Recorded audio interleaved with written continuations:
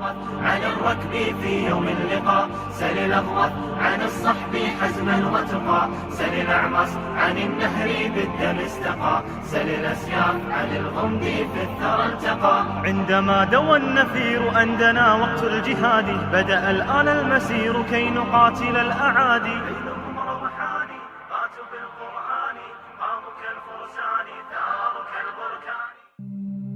গণতন্ত্র একটি কুফরি জীবন ব্যবস্থা।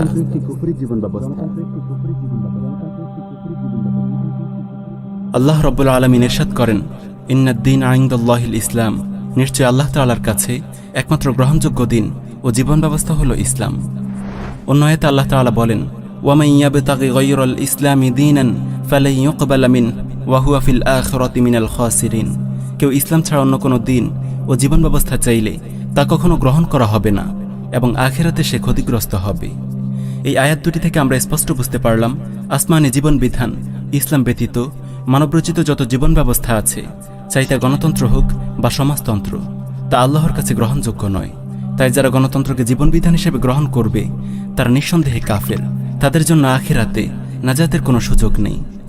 অত্যন্ত দুঃখের বিষয়, বিংশ শতাব্দীর শুরুর দিকে উসমানী খেলাফতের পর থেকে কুফার গোষ্ঠী গণতন্ত্রকে কৌশলে মুসলমানদের জীবন বিধান হিসেবে চাপিয়ে দিয়েছে। নানান সংশয় ও বিভ্রান্তির জাল ছড়িয়ে 1 শতাব্দীরও কম সময়ে তারা মুসলমানদের মধ্যে এমন একটি মডারেট শ্রেণী গড়ে তুলতে সক্ষম হয়েছে যারা ইসলামকে বাদ দিয়ে মনে প্রাণে গণতন্ত্রকে তাদের জীবন বিধান হিসেবে মেনে নিয়েছে। আজ আমরা আলোচনা করব কুফরি ধর্ম গণতন্ত্রের স্বরূপ ও প্রকৃতি নিয়ে। কথা বলবো গণতন্ত্রের ব্যাপারে ছড়ানো সংশয় ও বিভ্রান্তি নিয়ে। কিভাবে গণতন্ত্রের মতো একটি কুফরি ধর্মকে সুকৌশলে মুসলমানদেরকে গ্রহণ করানো হয়েছে, কিভাবে গণতন্ত্রকে নিছক একটি রাষ্ট্র পরিচালনার সিস্টেম বলে মুসলমানদেরকে ধোঁকা দিয়েছে, কিভাবে তারা গণতন্ত্রের মাধ্যমে মুসলমানদেরকে ঈমান ও তাওহীদের পথ থেকে বিচ্যুত করেছে। চলুন প্রথমে আধুনিক গণতন্ত্রের উৎপত্তি, কেন, কোথায় ও কিভাবে এই বিষয়টির ওপর হালকা নজর বোলানো যাক। আধুনিক গণতন্ত্রের গোড়ার কথা। আধুনিক গণতন্ত্রের জন্ম ও বেড়ে ওঠা কুফর ও নাস্তিকতার কেন্দ্রভূমি ইউরোপে। 11 শতাব্দীর শুরুর ভাগ থেকে খ্রিস্টান ইউরোপ মুসলিম বিশ্বের বিরুদ্ধে শুরু করে এক বর্বর নারকীয় ক্রুসেড। একদিকে তারা ইসলামের বিরুদ্ধে ক্রুসেড লড়ছিল, আর অপরদিকে ইসলামী জ্ঞানবিজ্ঞান এবং মুসলিম সভ্যতার সমৃদ্ধি ও ঔজ্জ্বল্য দেখে তাদের চোখ ধাঁধিয়ে যাচ্ছিল। ইসলাম ও মুসলিম বিজ্ঞানীদের প্রভাবে মূর্খতার অন্ধকারে নিমজ্জিত অসভ্য ইউরোপে শুরু হয় বিজ্ঞান চর্চার এক জাগরণ। বিকৃত বাইবেলের অনেক অসার ও বাস্তবতা বিবর্জিত বক্তব্য বিজ্ঞানের আলোকে ভুল প্রমাণিত হতে শুরু হয়। ফলে খ্রিস্টান ধর্ম ও বিজ্ঞানের মধ্যে শুরু হয় এক কঠিন সংঘাত। ইউরোপের চিন্তানায়ক বিজ্ঞানীরা ধর্মের আনুগত্য এবং গির্জার বুদ্ধিবৃত্তিক দাসত্বের শিকল ছিন্ন করে ফেলে। ক্ষমতাধর গির্জা বিজ্ঞানীদের ওপর অনেক নিষ্ঠুরতা চালিয়েও এই জাগরণ থামাতে ব্যর্থ হয়। ফলে বস্তুবাদ, জড়বাদ ও ধর্মবিদ্বেষের এক প্রলয়ঙ্কারী আগুন জ্বলে ওঠে পুরো ইউরোপে। এমনিতেই ইউরোপীয় সভ্যতার জন্ম বস্তুবাদ ও নাস্তিকতার লীলাভূমি গ্রিক ও রোমান সভ্যতার ঔরসেই। নতুন এই বুদ্ধিবৃত্তিক জাগরণের প্রভাবে ইউরোপিয়ানরা চিন্তা ও যুক্তি ছাড়াই খুব দ্রুত এই সিদ্ধান্তে পৌঁছে গেল, ধর্ম নামে যা কিছু আছে সব যুক্তি ও বিজ্ঞানের বিরোধী। সুতরাং বিজ্ঞান ও ধর্মের প্রীতিপূর্ণ সহাবস্থান কোনোভাবেই সম্ভব নয়। যুক্তি ও বুদ্ধিতে যে বিশ্বাস করবে, ধর্ম ও ধর্মগ্রন্থে তাকে অবিশ্বাস করতেই হবে। ধীরে ধীরে তারা এই চূড়ান্ত সিদ্ধান্তে উপনীত হয় যে ধর্ম যদি মানতেই হয় তবে তার সীমানা হবে মানুষের ব্যক্তি জীবন। রাষ্ট্র ও রাজনীতিতে তাদের প্রবেশাধিকার থাকবে না। ফলে গির্জার কিছু আনুষ্ঠানিকতা এবং ব্যক্তি ও সামাজিক জীবনে কিছু আচার প্রথা পালনের মধ্যেই খ্রিস্টান ধর্ম সীমাবদ্ধ হয়ে যায়। এখন সমাজ ও রাষ্ট্র কিভাবে চলবে তা ঠিক করবে জনগণ, কোনো ধর্মগ্রন্থ কিংবা আসমানের কথিত কোনো খোদা নয়। নাউজুবিল্লাহি মিন যালিক। এভাবেই গোড়াপত্তন হয় জনগণের হাতে গড়া একটি নতুন জীবন ব্যবস্থার, যেখানে জনগণই প্রণয়ন করবে আইন ও সংবিধান। তারাই ঠিক করবে কোনটি হালাল, কোনটি হারাম, কোনটি বৈধ আর কোনটি অবৈধ। ইউরোপের হাতে যখন মুসলিম বিশ্বের পরাজয় ঘটে, মুসলমানদের সর্বশেষ আশ্রয় উসমানী খেলাফত যখন ধ্বংস হয়ে যায়, তখন কাফেররা তাদের হাতে গড়া এই কুফরি জীবন ব্যবস্থা মুসলমানদের উপর চাপিয়ে দেয়। এভাবে মুসলিম বিশ্ব শুরু হয় রাষ্ট্রীয় ও সামাজিক জীবন থেকে ইসলামকে ঝেঁটিয়ে বিদায় করার পালা। তখন ওসমানী খেলাফতের সর্বশেষ শাইখুল ইসলাম মুস্তাফা সাবারি রাহিমাহুল্লাহ সুস্পষ্ট ভাষায় ঘোষণা করেন, ইসলামী শরিয়ার পরিভাষায় বেলাদুল ইসলাম বা ইসলামী রাষ্ট্র বলা হয় ওই ভূখণ্ডকে যেখানে ইসলামী শরিয়ার শাসন জারি থাকে। যদি রাষ্ট্র ব্যবস্থা থেকে দিনকে সরিয়ে দেয়া হয়, সে রাষ্ট্র আর ইসলামী রাষ্ট্র থাকে না। রাষ্ট্র যদি শরিয়ার সীমারেখা থেকে বেরিয়ে যায়, দ্বীনের বিধিনিষেধের আনুগত্য কেবল জনগণের ব্যক্তিজীবনে সীমাবদ্ধ করে দেয় এবং রাষ্ট্র ব্যবস্থা দ্বীনের বিধিনিষেধ প্রত্যাখ্যান করে, তবে বিশ্বাস ও বুদ্ধিবৃত্তিক দৃষ্টিকোণ থেকে এর অর্থ হল রাষ্ট্র থেকে দ্বীনকে আলাদা করে ফেলা, এবং এর মাধ্যমে রাষ্ট্র মোরতাদ তথা ইসলামচ্যুত হয়ে পড়ে এবং সেই সঙ্গে জনগণও মোরতাদ তথা ইসলামচ্যুত হয়ে পড়ে যদি তারা এই রাষ্ট্র ব্যবস্থার প্রতি সন্তুষ্ট হয়ে যায়, অথবা যদি তাদের প্রতিনিধিত্বকারী পার্লামেন্টারি শাসন ব্যবস্থা প্রতিষ্ঠিত হয় যা তাদের সন্তুষ্ট হওয়ার প্রমাণ বহন করে। তখন তাদের ব্যাপারে কোরআনের এই আয়াত প্রযোজ্য হয়, ওয়ামাল্লাম ইয়াহকুম বিমা আনসালাল্লাহ ফাউলাইকা হুমুল কাফিরুন। আল্লাহর নাজিলকৃত শরিয়াহ অনুযায়ী যারা ফয়সালা করে না তারাই তো কাফির। মাওকিফুল আকলি ওয়াল ইলমি ওয়াল আলম, শেখুল ইসলাম মুস্তফা আস-সাবারি, 163 থেকে 164 পৃষ্ঠা। অনেক অবুঝ ভাই গণতন্ত্রকে কেবল একটি সরকার পরিবর্তনের সিস্টেম মনে করেন, তাই তাদের মনে নানান সংশয় ঘুরপাক খেতে থাকে। কখনো তারা ইসলামের শুরার সাথে গণতন্ত্রের সাদৃশ্য খুঁজে পান, কখনো ইসলামী গণতন্ত্রের মতো উদ্ভট পরিভাষা তৈরি করেন। আস্তাগফিরুল্লাহ। ইসলামী কুফর ও ইসলামী শিরক বলা যেমন ইসলামী গণতন্ত্র বলাও ঠিক তেমন। চলুন এবার আমরা দেখব গণতন্ত্র কিভাবে একটি স্বতন্ত্র ধর্ম।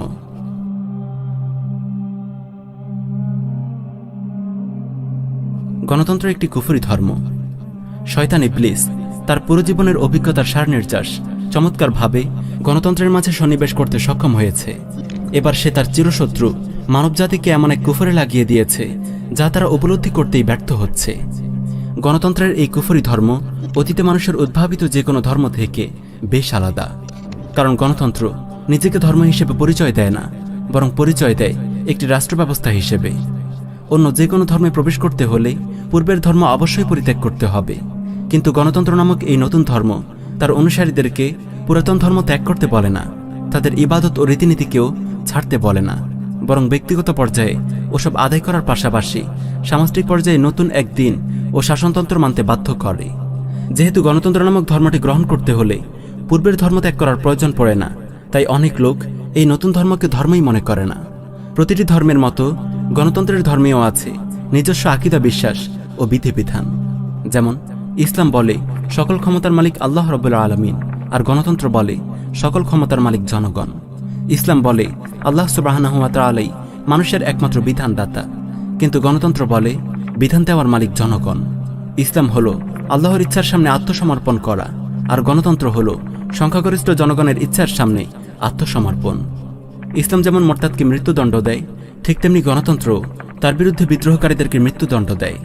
কেউ সংবিধানকে প্রত্যাখ্যান করলে তাকে রাষ্ট্রদ্রোহী আখ্যা দিয়ে হত্যা করা হয়।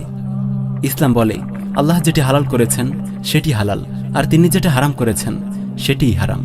কিন্তু গণতন্ত্র বলে জনগণের ভোটে নির্বাচিত এমপিদের সংখ্যাগরিষ্ঠ অংশ যেটিকে হালাল বলে সেটি হালাল, আর যেটিকে হারাম বলে সেটি হারাম। যেমন আল্লাহ তাআলা সুদকে হারাম করেছেন, কিন্তু গণতন্ত্র সংখ্যাগরিষ্ঠ এমপিদের রায় নিয়ে সুদকে হালাল করেছে। একইভাবে তারা মদ্য ও ব্যভিচারকেও সংখ্যাগরিষ্ঠ এমপিদের রায় নিয়ে হালাল করেছে। এরা অবশ্য হালাল হারাম শব্দদ্বয় ব্যবহার করে না, বরং ব্যবহার করে বৈধ অবৈধ শব্দ দুটি, কিংবা বলে আইনসম্মত ও আইন বিরোধী। কারণ হালাল হারাম শব্দ দুটি ব্যবহার করলে যে মুসলমানরা বুঝে ফেলবে আল্লাহর হারাম করা বস্তুকে এরা হালাল করে নিয়েছে। এদের ধোঁকাবাজি আর প্রতারণার কারিশমা দেখুন। ওরা দাবি করছে গণতন্ত্র ও সেকুলারিজম কোনো ধর্মকে যেমন অনুসরণ করে না, তেমনি কোনো ধর্মের পথে প্রতিবন্ধকতাও সৃষ্টি করে না। এতে সকল ধর্ম স্বাধীনতা ভোগ করে। কিন্তু একটু ফিকির করলেই বুঝে আসে পরিভাষার বিকৃতির মাধ্যমে এরা কত নির্মমভাবে মুসলমানদেরকে ধোঁকা দিয়েছে। কুফর যে ধরনেরই হোক না কেন, এটি স্বতন্ত্র একটি দিন, ধর্মহীনতা। ধর্মনিরপেক্ষতা, সমাজতন্ত্র, ইসলামী গণতন্ত্র, যে নামই তাকে দেয়া হোক না কেন। এই প্রসঙ্গে সৈয়দ আবুল হাসান আলী নদভী রাহিমাহুল্লাহ বড় সারগর্ভ মন্তব্য করেছেন, কুফর কেবল অস্বীকৃতির নাম নয়, বরং এতে স্বীকৃতিও আছে। কুফর কেবল আল্লাহর দিনকে অস্বীকার করার নাম নয়, বরং এটি একটি ধর্মীয় ও চারিত্রিক কাঠামো এবং একটি স্বতন্ত্র ধর্ম, যার নিজস্ব ফরজ ও ওয়াজিব এবং হারাম ও মাকরুহ বিধিবিধান আছে। তাই এই উভয় দিন একই জায়গায় একত্রিত হতে পারে না, এবং মানুষ একই সঙ্গে উভয় ধর্মের অনুসারী হতে পারে না। দ্বীনের হক ও ওলামায়ে রব্বানী, 26 নম্বর পৃষ্ঠা। এই আলোচনা থেকে স্পষ্টভাবে বোঝা গেল, কেউ যদি গণতন্ত্রকে গ্রহণ করে সে মুসলমান হতে পারে না, আবার মুসলমান হলে সে গণতন্ত্রকে গ্রহণ করতে পারে না। গণতন্ত্র কুফর ও শিরকের জাহান্নামী প্যাকেজ। একজন মুসলমানের আকীদা হলো বিধান দেওয়ার একমাত্র মালিক আল্লাহ রব্বুল আলামিন। কোনো নবীরও এই অধিকার নেই যে তিনি নিজ থেকে কোনো বিধান প্রণয়ন করবেন। আল্লাহ তাআলা বলেন, ইনিল হুকমু ইল্লা লিল্লাহ, বিধান দেওয়ার মালিক একমাত্র আল্লাহ রব্বুল আলামিন। পক্ষান্তরে একজন গণতন্ত্রের আকীদা হলো বিধান দেওয়ার মালিক জনগণের নির্বাচিত এমপি, আর যে আল্লাহ ছাড়া কাউকে বিধানদাতা মনে করে সে কাফের। আল্লাহ তাআলা তার কর্তৃত্বে ও বিধান প্রণয়নে কাউকে শরিক করেন না। কোরআন মাজিদে এসেছে, ওয়ালা ইউশরিকু ফি হুকমিহি আহাদা, আল্লাহ তাআলা তার কর্তৃত্বে কাউকে শরিক করেন না। একজন গণতন্ত্রী সংসদ সদস্যদের ভোট প্রদান করে তাদেরকে বিধান প্রণয়নের অধিকার দিয়ে তাদেরকে আল্লাহর সঙ্গে শরিক করে। গণতন্ত্রে বিশ্বাসী ব্যক্তি গায়রুল্লাহকে রব হিসেবে গ্রহণ করে। আল্লাহ তাআলা বলেন, ইত্তাখাযু আহবারহুম ওয়া রুহবানাহুম আরবাবাম মিন দুনিল্লাহ, ইহুদি খ্রিস্টানরা আল্লাহকে বাদ দিয়ে তাদের পণ্ডিত ও ধর্মযাজকদেরকে রব বানিয়ে নিয়েছে। হযরত আদি বিন হাতিম রাদিয়াল্লাহু আনহু এই আয়াতের ব্যাপারে রাসূলুল্লাহ সাল্লাল্লাহু আলাইহি ওয়াসাল্লামকে প্রশ্ন করলেন, আমরা আমাদের পণ্ডিত ও ধর্মযাজকদের তো ইবাদত করতাম না, তাহলে আল্লাহ তাআলা কেন বললেন আমরা তাদেরকে রব বানিয়ে নিয়েছি? তখন রাসূলুল্লাহ সাল্লাল্লাহু আলাইহি ওয়াসাল্লাম বললেন, আল্লাহ তাআলা হালাল করেছেন এমন অনেক বস্তুকে তারা হারাম করে দিত, আর তোমরাও তা মেনে নিতে। আবার কখনো আল্লাহ হারাম করেছেন এমন অনেক জিনিসকে তারা হালাল করে নিত, তখন তোমরাও তা মেনে নিতে, তাই না? আদি বিন হাতিম রাদিয়াল্লাহু আনহু উত্তর দিলেন, হ্যাঁ, আমরা এমন করতাম। তখন রাসূলুল্লাহ সাল্লাল্লাহু আলাইহি ওয়াসাল্লাম বললেন, এটাই তো তাদের ইবাদত করা। আত-তারিখুল কাবীর লিল ইমাম আল বুখারী, সপ্তম খণ্ড 471 নং হাদিস, সুনানুত তিরমিজি 5093 নং হাদিস। সুতরাং যারা সংসদ সদস্যদেরকে ভোট প্রদান করে আইন পাশ করার অধিকার দেয় এবং তারা সংসদে বসে সুদকে হালাল করে, মদকে হালাল করে, যৌনকর্মীদেরকে লাইসেন্স দেয়, তারা মূলত এসব রাজনৈতিক নেতাকর্মীদেরকে নিজেদের রব বানিয়ে দেয়, যেভাবে ইহুদি খ্রিস্টানরা তাদের ধর্মীয় নেতাদেরকে রব বানিয়ে নিয়েছিল। যারা সংসদ নামের শিরকের আড্ডাখানায় বসে নিজেদের নাপাক হাতে বিধান প্রণয়ন করে তারা মুশরিক। আল্লাহ তাআলা বলেন, আম লাহুম শুরাকাউ শারউ লাহুম মিনাদ দীনি মা লাম ইয়াযাম বিহিল্লাহ, নাকি তাদের কতিপয় শরিক দেবতা আছে যারা তাদের জন্য দ্বীনের বিধিবিধান প্রণয়ন করে যার অনুমতি আল্লাহ তাআলা দেননি। যারা আল্লাহর নাজিলকৃত শরিয়াহকে ঝুড়ে ফেলে নিজেদের মনগড়া সংবিধান দিয়ে বিচার ও শাসনকার্য পরিচালনা করে তারা নিঃসন্দেহে কাফের। আল্লাহ তাআলা বলেন, ওয়ামান লাম ইয়াহকুম বিমা আনসালাল্লাহ ফাউলাইকা হুমুল কাফিরুন, আল্লাহর নাজিলকৃত শরিয়াহ অনুযায়ী যারা ফয়সালা করে না তারাই তো কাফির। যারা আল্লাহর নাজিলকৃত শরিয়াহ দিয়ে শাসনকার্য পরিচালনা করে না তারা তাগুত, তাদের সঙ্গে সম্পর্ক ছিন্ন করা ঈমান বিশুদ্ধ হওয়ার জন্য শর্ত।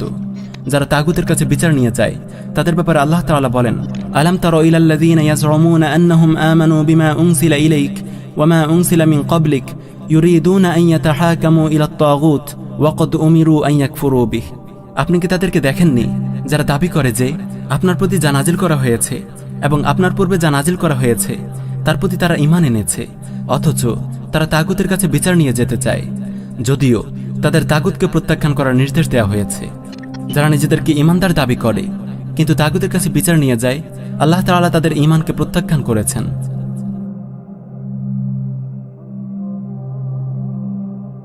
ভোট, নির্বাচন ও গণতন্ত্র।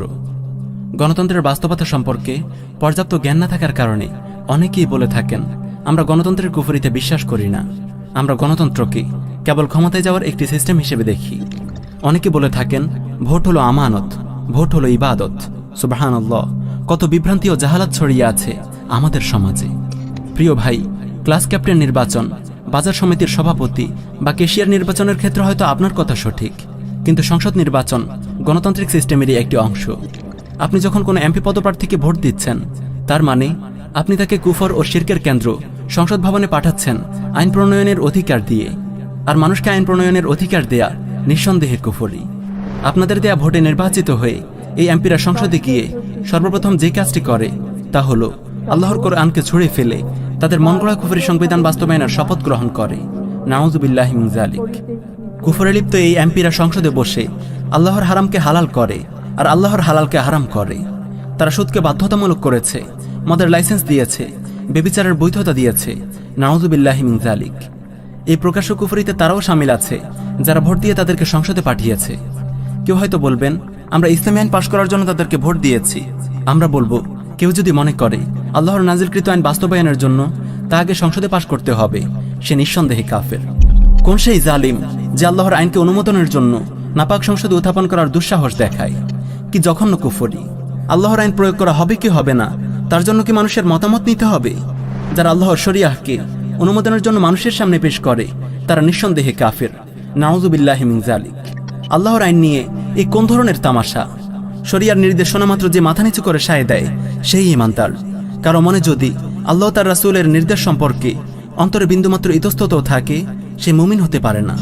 আল্লাহ তাআলা বলেন, ফালা ওয়ারাব্বিকা লা ইউমিনুনা হাত্তা ইউহাক্কিমুকা ফীমা শাজারা বাইনাহুম সুম্মা লা ইয়াজিদু ফী আনফুসিহিম হারাজাম মিম্মা কাদাইতা ওয়া ইউসাল্লিমু তাসলিমা। কিন্তু না, আপনার রবের শপথ, তারা মুমিন হবে না যতক্ষণ পর্যন্ত তারা তাদের সকল বিরোধের বিচারভার আপনার উপর অর্পণ না করে, অতঃপর আপনার কোনো সিদ্ধান্ত সম্পর্কে তাদের মনে কোনো দ্বিধা না থাকে এবং সর্বান্তকরণে তা মেনে নেয়। অন্য আয়াতে আল্লাহ তাআলা বলেন, ওয়ামা কানা লিমুমিনিন ওয়ালা মুমিনাতিন ইযা কাদাল্লাহু ওয়া রাসূলুহু আমরান আন ইয়াকুনা লাহুমুল খিয়ারাতু মিন আমরিহিম ওয়া মান ইয়াসিল্লাহা ওয়া রাসূলাহু ফাকাদ দাল্লা দালালাম মুবিনা। আল্লাহ তার রাসূল কোনো সিদ্ধান্ত নিলে কোনো মুমিন পুরুষ কিংবা নারীর পক্ষে ভিন্ন কিছু করার ক্ষমতা থাকে না, আর যে আল্লাহ তার রাসূলের অবাধ্য হয় সে স্পষ্টই পথভ্রষ্ট। আমাদের আকাবির উলামা মাশায়েখদের মধ্যে যারা ভোট, নির্বাচন ও গণতন্ত্রের হাকিকত ও বাস্তবতা সম্পর্কে যথেষ্ট জ্ঞান রাখেন, তারা সুস্পষ্ট ভাষায় গণতন্ত্রের কুফরির কথা তুলে ধরেছেন। আবার কতিপয় আকাবির ইসলামী সরকার প্রতিষ্ঠার আশায় গণতন্ত্রের পথেও পা বাড়িয়েছেন। তারা সংসদে যাওয়া জায়েজ হওয়ার পক্ষে বিভিন্ন তাবিল উপস্থাপন করেছেন। তাদের উদ্দেশ্য নিঃসন্দেহে মহৎ ছিল, তাই আমরা তাদের নিয়তের কোনো সমালোচনা করি না, তাদের তাকফির করি না, তাদলিল করি না, তাজলিল করি না। কিন্তু তাদের এই তাবিল গ্রহণযোগ্য নয়। আমাদের আকাবিরদের অনেকেই এসব তাবিল খণ্ডন করেছেন। ইনশাআল্লাহ প্রচলিত ইসলামী গণতান্ত্রিক আন্দোলনের শরঈ মূল্যায়ন, যৌক্তিকতা এবং সফলতা ও ব্যর্থতা নিয়ে আমরা আলাদা ডকুমেন্টারি নির্মাণ করব। পরিশেষে দোয়া করি, আল্লাহ রাব্বুল আলামিন আমাদের আকীদা বিশ্বাসকে গণতন্ত্রের কুফরি থেকে হেফাজত করুন। আব্রাহাম লিঙ্কনের পথ ছেড়ে রাসূলুল্লাহ সাল্লাল্লাহু আলাইহি ওয়াসাল্লামের নির্দেশিত ইরদাদ ও জিহাদের পথে অগ্রসর হওয়ার তৌফিক দিন। আমাদেরকে সিরাতুল মুস্তাকিমের উপর অটল অবিচল রাখুন। আমিন ইয়া রাব্বাল আলামিন।